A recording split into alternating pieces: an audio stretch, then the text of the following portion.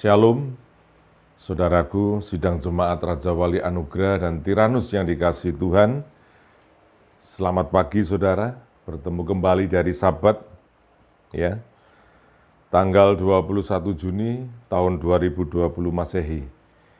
Dan pagi hari ini saudara, apapun yang terjadi dalam kehidupan kita tetap harus semangat, ya, harus bersuka cita, sebab nama Tuhan yang kita permuliakan.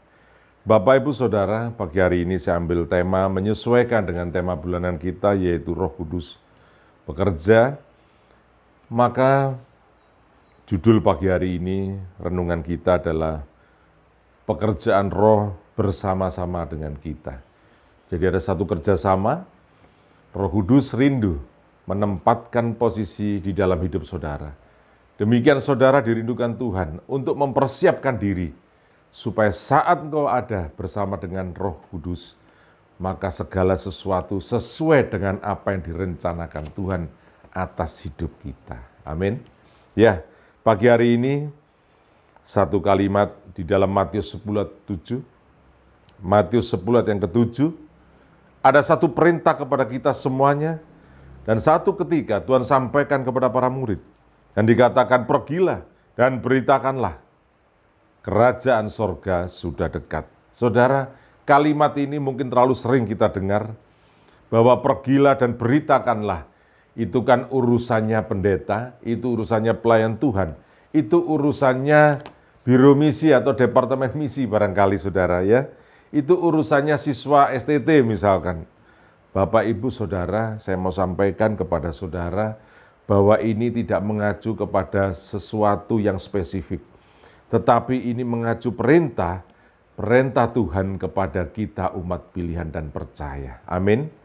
Maka dikatakan kerajaan sorga sudah dekat.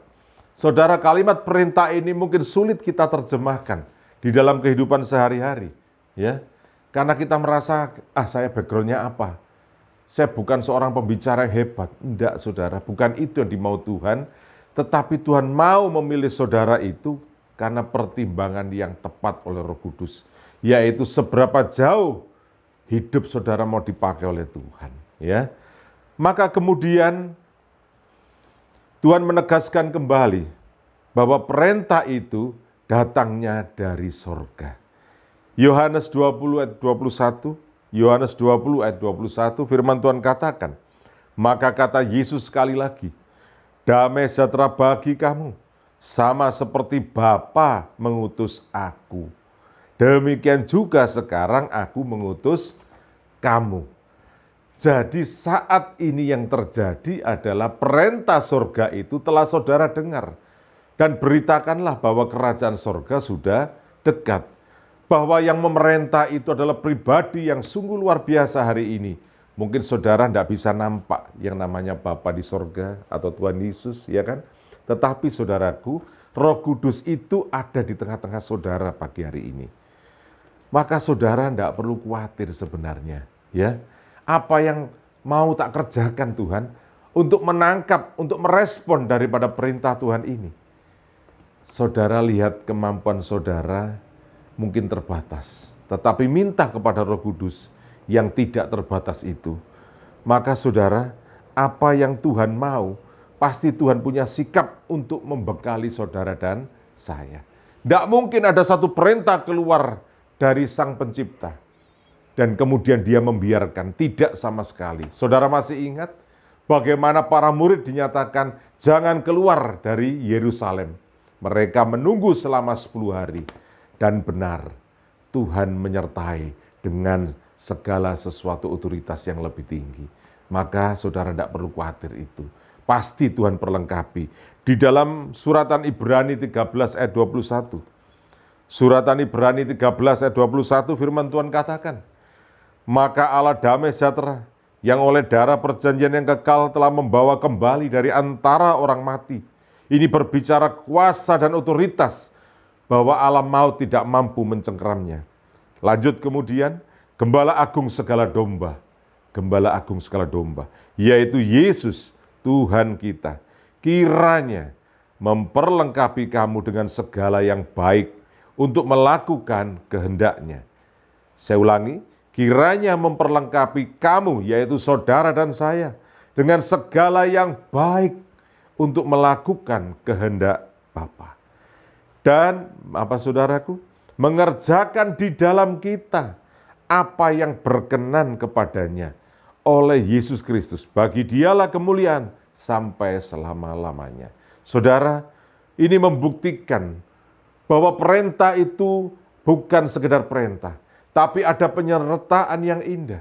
Ada satu otoritas yang menyertai saudara, sehingga setiap langkah saudara itu menjadi langkah yang hebat. Jadi anak Tuhan itu hebat, saudaraku. Ya, jangan loyo hidup saudara seolah-olah kalah dengan keadaan dunia hari ini. Jangan, bangkit. Engkau punya Yesus di dalamnya. Engkau punya roh yang lebih besar dari dunia ini. Ingat saudara, melayani pekerjaan Tuhan itu bukan modal dunia. Melayani pekerjaan Tuhan adalah kuasa Tuhan. Itu modalnya. Kita perlu kuasa, dan kuasa itu sudah dinyatakan 2000 tahun yang lalu. Dalam bentuk apa? Rohul Kudus. Ini yang perlu kita pahami, saudara. Saat Roh Kudus menyertai kita dengan perlengkapan yang luar biasa, maka yang terjadi, hal-hal yang dahsyat terjadi. Ya, para murid melakukan hal yang dahsyat. Bahkan dikatakan di dalam 1 Korintus 2 ayat 12, 1 Korintus 2 ayat 12, firman Tuhan katakan, kita tidak menerima roh dunia, tetapi roh yang berasal dari Allah, supaya kita tahu apa yang dikaruniakan Allah kepada kita. Jadi saudara, dengan pertolongan Roh Kudus, saudara menyadari ada banyak potensi yang saudara punya.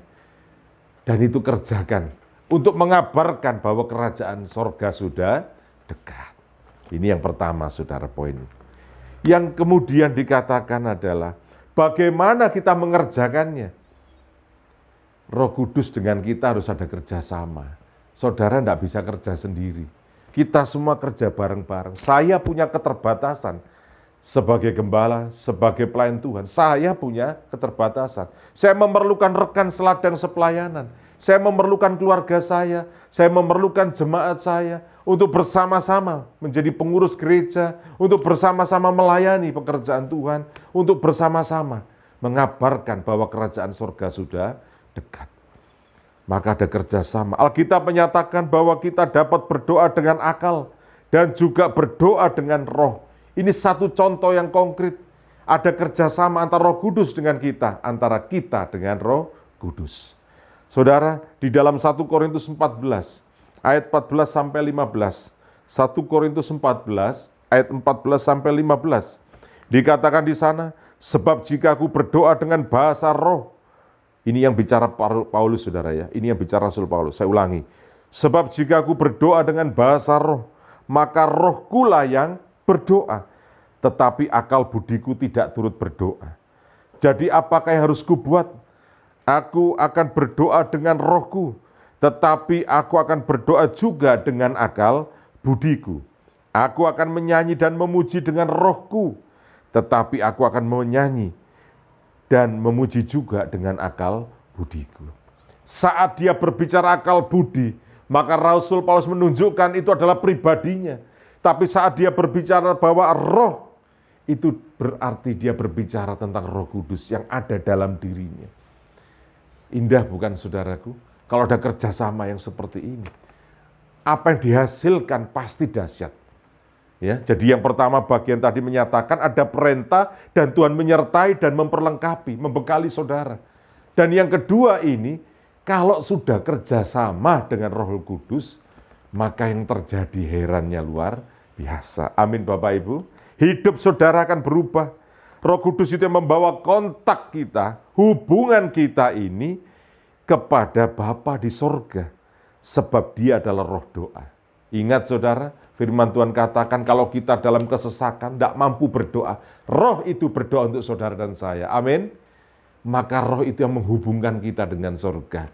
Kalau ada kerjasama dengan Roh Kudus, maka apapun masalah saudara hadapi, yakinlah, dahsyat engkau menyelesaikan bersama dengan Tuhan. Amin.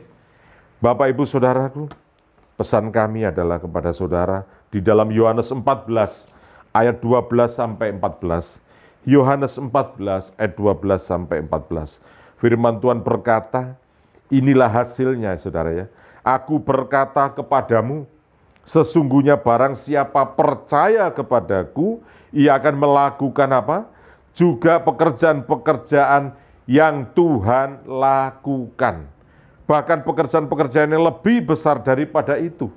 Sebab aku pergi kepada Bapa, dan apa juga yang kamu minta di dalam nama Tuhan Yesus, aku akan melakukannya. Sebab Bapa dipermuliakan di dalam Anak. Jika kamu meminta sesuatu kepada Tuhan Yesus dalam nama Tuhan Yesus, maka aku akan melakukannya. Saudaraku, betapa dahsyatnya hasil kerjasama itu. Kalau Roh Kudus manunggal di dalam hidup kita, maka apa yang kita kerjakan sesungguhnya itu adalah Roh yang mengerjakan di dalam kita. Maka dunia akan melihat bagaimana keluarga-keluarga Kristen menjadi keluarga-keluarga yang hebat, keluarga-keluarga yang dapat menjadi berkat, keluarga-keluarga yang dapat menyelamatkan orang-orang yang belum mengenal kebenaran firman. Mulut bibir lidah kita mampu menyatakan, perbuatan kita mampu dilihat oleh orang lain. Kalau keluarga-keluarga Kristen tidak mampu menampilkan ini, berarti Roh Kudusnya tidak diajak kerjasama, saudara. Ya, saya yakin Tuhan rindu kerjasama dengan saudara. Hanya kita saja yang belum mau. Hari ini kerjakan semuanya dan kau melihat dahsyat perbuatan Tuhan. Yang terakhir, Markus 16 ayat yang ke-20. Markus 16 ayat ke-20. Mereka pun pergilah. Mereka siapa? Para murid, saudara dan saya, dengan rela hati, sebab Roh Tuhan yang memimpin kita. Mereka pun pergilah, memberitakan Injil ke segala penjuru, dan Tuhan turut bekerja. Dan apa saudara? Meneguhkan firman itu dengan tanda-tanda yang menyertainya. Kalimat Tuhan turut bekerja, berarti Roh Kudus sedang bekerja dengan saudara.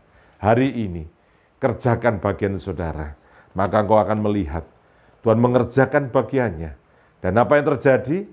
Luar biasa kita menjadi anak-anak Tuhan.